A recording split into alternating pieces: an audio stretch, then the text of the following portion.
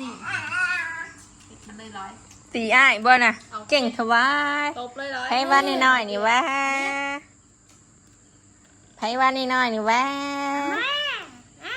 จัดการเลยยิกเลยยิกโอ้ยสุดเหลืองให้ก็มีตัวเดียวยิงย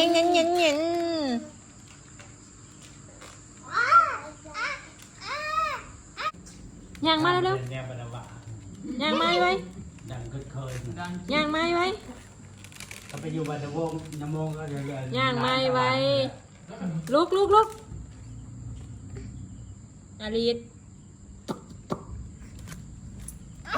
ฉันลุกไม่เป็นนี่เราขออยู่ด้วยได้ไหมมันน่ารักอาริสส่งทาง WhatsApp อ่ะอาริสลุกนั่งเขียมโบยไว้พ่อพาเขียมโบยไว้ขึ้นขี่หลังหูจักได้พี่น้องเคยขี่น้ำเมย์โมเมนต์อันนั้นอายุขี่ล้างพี่อัมโบหวัดดีเมสาวน้อย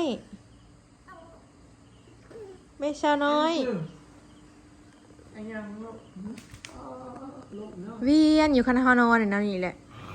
เอ้ยส่งลูกนะขายาว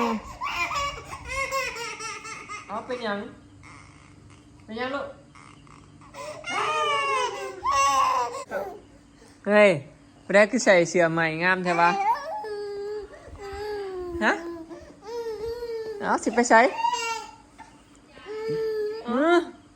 เชื่อยังว้าย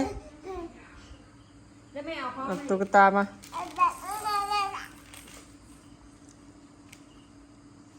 เล่นอย่างเดียวพี่น้องนุ่นนี่เอาคลองอยู่อีกจ้านี่ล้างแล้วสักแล้วบ่มักกินหน้ามุ้งอย่ากินมือหนึ่ง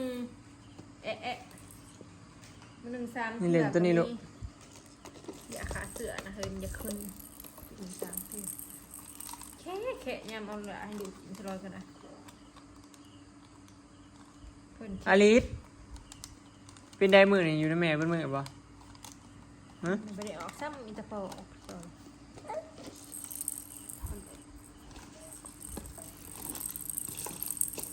เฮ้ยเมลลิสน้ำพอได้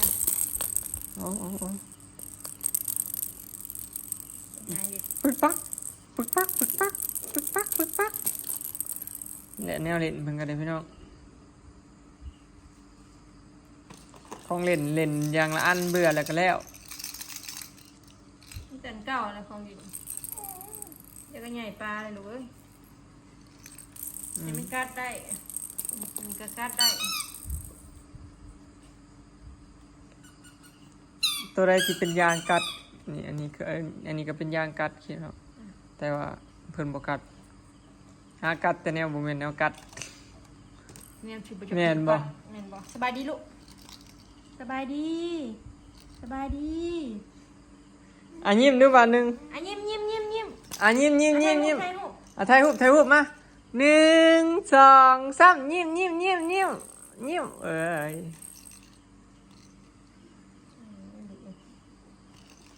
เพลงแม่นะเพลงหอมเร็วหอมแก้มเลยใครจะคุยยังอีก11 มื้อก็ฮอด10 เดือนพี่น้องเอาเพลงเอาหอมอีกเอาไว้นี่หอมนี่คือแม่นี่อันนี้เอาไม่หอมไม่พี่ฮอด10 เดือนแล้วพี่น้องจังหน่อยก็ได้ไปฉีดวัคซีนเอานี่หอมนี่อุ้ยอย่ามานอนน้ำเดิมเองอ่ะบ่ให้นอนนะนั่งหัวยองผมกำลังยาวกำลังยิบได้ทางหลังนั่นแหละยิบได้แต่ทางหลังอากาศได้จอกเดียวบ่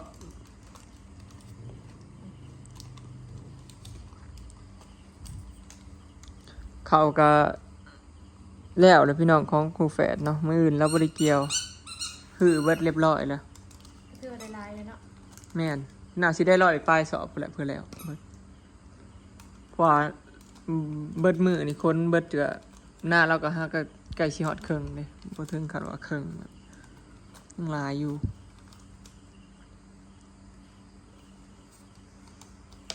นอนบ่อ่อยสิรับเลยพี่น้องมื้อเช้าไปแต่เช้า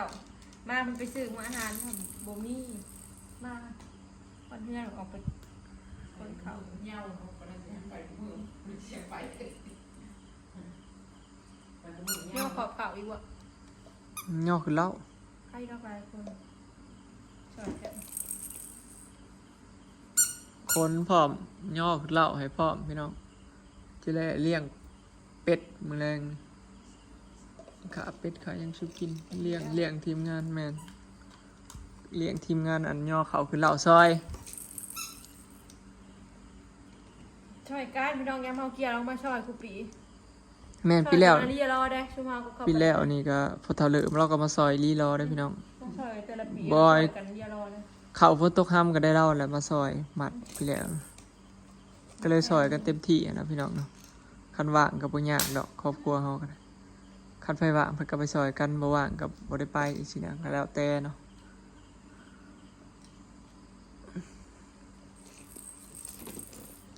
ก็ถือว่าเราก็แล้วไปเครื่องหนึงนั่นล่ะพี่น้องว่าง่ายซะได้50กว่ากระสอบ แง่นำก่อนเลย บัดนี้ก็สบายเดียวเดียวเราก็สิแล้วก่อนหมู่ เฮาตียังบ่ได้เกี่ยวจะเกิดอยู่ ของเฮายังอีก3ทิศพุ่น ไม่เกี่ยวก็ไว้เนาะเห็นมึงเกี่ยวอะไรก็เกี่ยวด้วยก่อนแล้ว แบบนี้ก็ดีคือกันได้เพราะว่ามันแล้วไปทีละเจ้าคันว่าตั้งได้เฮากับแบบซอยกันอยู่แล้วนะเฮาแล้วไปทีละเจ้าแล้วก็ได้พักผ่อนได้พี่น้อง กินยาปะลูก อันนี้เกี่ยวมื้อนี่เกี่ยวของเจ้ามื้ออื่นเกี่ยวของข่อยแล้วเมื่อยเด้เฮาบ่ได้พักเนาะนี่ก็ต่างพักไปนำมื้อแล้วบ่ได้เกี่ยวแม่นตอนแรกแล้วก็ว่าสิเกี่ยวนะพี่น้องแต่ว่าฝนมันตกมื้ออื่นพายุเข้าแล้วก็เลยหยุดยาน เข้าออกเก็บเข้าอย่างมาจะอีก ตึ้ม เก็บใส่นี่เก็บเอามันงงเบิ่งแม่ อลิส เก็บใส่นี่เก็บใส่กระโหลกไง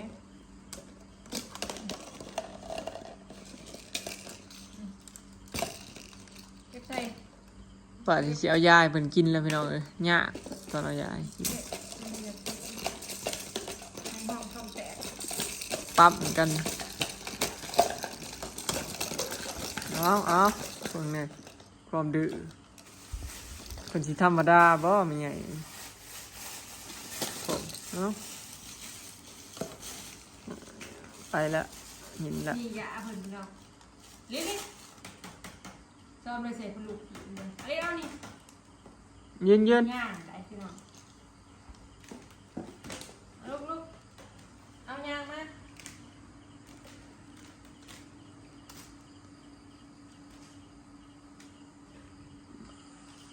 จักง่ายปิดเลย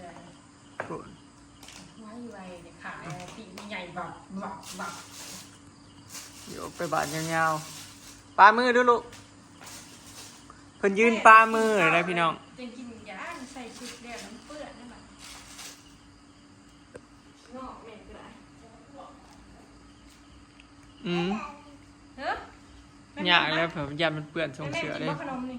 เพิ่นกินกับไปแล้วมันกับปูดนะพี่น้องมันคือกินแหน่ปูดน้ำ เก่าอะไรกินชองซี เพราะว่ายาก็กินหลายกว่าเก่าแล้วมันเต็มปากแล้วก็ปลุดออกน้ำกินแหน่คลายน้ำแม่เอาขนมมากินลูกหูดีเถอะได้ มันเหนียวเลย มันหวานเนาะ กินอยู่บ่อยลอยกับคืนมานอนได้ยังคืน โอ้ก็กินเนี่ยมันครบ2 มื้อ3 มื้อแล้วก็ให้มันหายขาด ก็ซ้ กับมันยาเขากับแบบนี้แล้วเขายายังคือกันยาหน่อยมันสมมุติเขากินแล้วมันเศร้าปุ๊บเขากับแบบให้กินอีกจังมื้อหนึงจังซี่นะพอแบบบ่ให้กลับมาจังซี้ ำแม่มๆนะ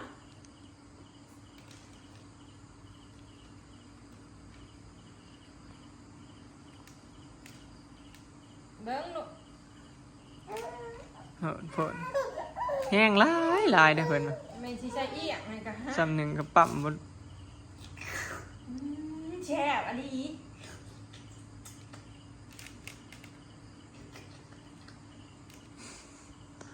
คืออยู่บ่เด้ ต้องจับ จะตายอยู่บ่ คันบ่จับบ่ได้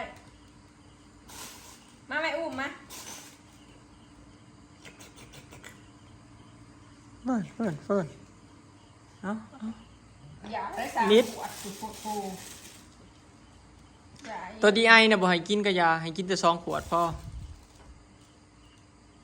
บ่ได้ไอ แก่กิน หมอข้ามบ่ได้ไอบ่ต้องให้กินแต่เฉพาะยามไอ อันนี้กินก่อนนอนนี่ มาบัดนี้ มาจับเลย กินรถเนาะกินแล้วก็นอน แซ่บดี แม่เอาดูลูก แม่ แม่บ่แม่น แม่ แม่เอาว่าดูแม่บ่เว้าแค่แกงหัวนะคือบ่เฮ็ด โอ้ยมันบ่แม่นเอาการ์ดลูกนะเอ๊ะ เอาป้าด้วยจ้ะป้าเอาว่าดูลูกป้า นี่แนวการ์ดลูกอ่ะ อลิศ ลูกก่อนเนี่ย ป้าบ่เอา มันบ่แม่นเอาการ์ดมันสิแทงตาลูกเอาไหม คือเฮ็ดนั่นน่ะอยากหายได้ไปจับของเพิ่น ผู้ซื้อกับเพิ่นยืดทาง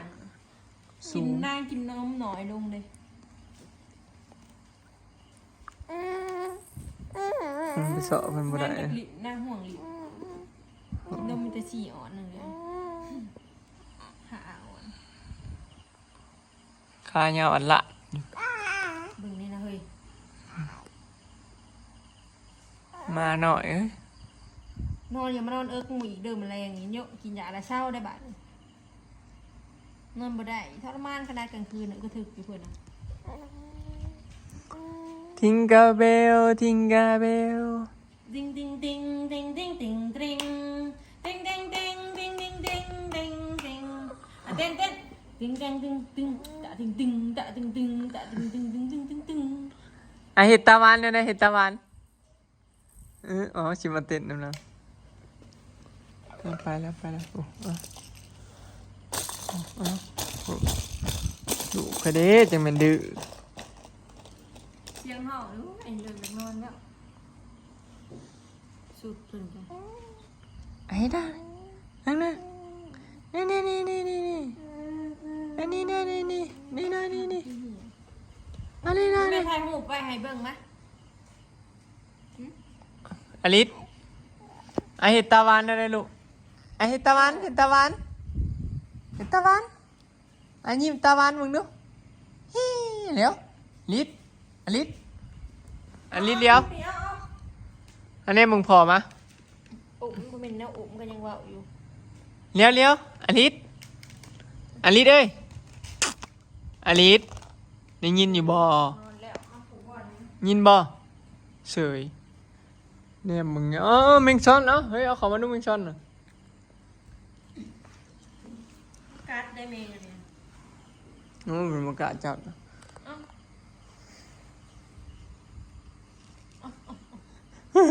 ไม่ค้ากันใช่เลย มีกี่ช้อนมันไม่ได้มีผิดหรอกพี่น้องแม่งอันนี้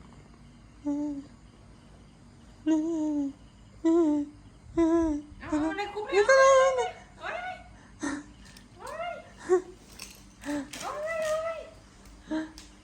มันเห็นลูก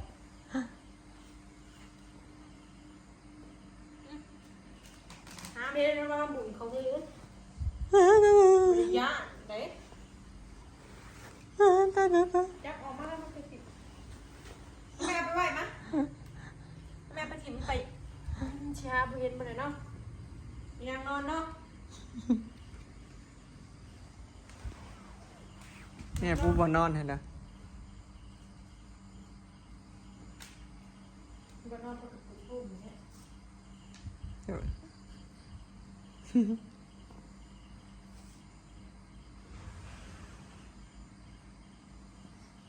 คักปูผมนุ่มๆนะพี่น้องครับปูนุ่มกับปูนอน ได้เวลานอนเธออีกแล้ว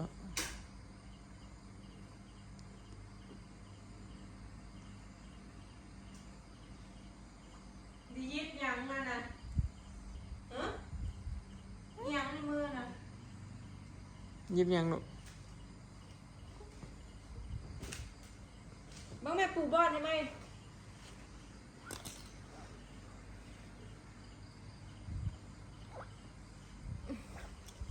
ยายดึงอย่าเฮ็ดแม่สิปูให้ ปกติกับบริโนอนในห้องพี่น้องนี่จะนอนอยู่ในนี่แหละคุมมาเด้อเอาหมอนนี่มักนอนขวงเลย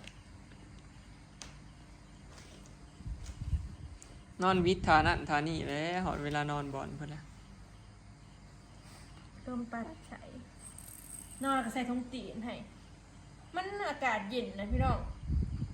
ก็เลยใส่ให้น้ำหมอกตัวขอนชี้แจงอากาศเย็นพอเพื่อนบ่มักให้ตุ่มผมเลยเขาก็เลยใส่เสื้อแขนยาวโซกยาวให้นอนทุกคืนเลย เด็กๆแล้วมาแล้วหนาวพี่น้อง อากาศเย็นจำจี้จำปวดพาลูกไปกวดทุ่งมัดทุ่งมาจิกออกมาจิกกระต่ายอ่องป้องจิกกระต่ายอ่องป้องจำจี้จำปวดพาลูกไปกวดทุ่งมัดทุ่งมอจิกออกมาจิกกระต่ายอ่องป้องอ่องป้องจิกกระต่ายอ่องป้อง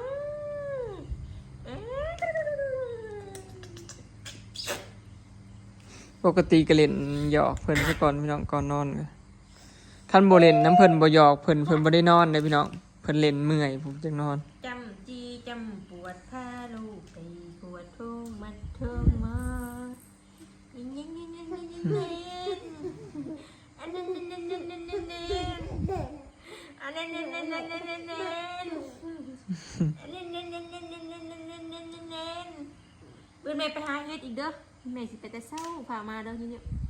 ไปกับแม่ใหญ่เด้อจะอยู่กับพ่อนอนเด้อนอนตื่นช่วยเด้ออยู่กับพ่อเด้อทีนี้ ไอ้นอนสองไม่ลูกนี่คลิปนี้ก็สิขอเก็บภาพบรรยากาศไว้ซ้ำนี้เด้อน้องพี่น้องเล่นกับอลิสก่อนนอน ไปแล้วสบายดี สบายดี พรุ่งนี้เจอกันใหม่จ้าราตรีสวัสดิ์เด้อราตรี ลิด ส หน่อย วัสดิ์ สิ เด้ คร อบ 10 เดือนแล้วสบายดีลูก สบายดีบ๊ายบายบ๊ายบาย แพงแม่เลยคนตาที่เขา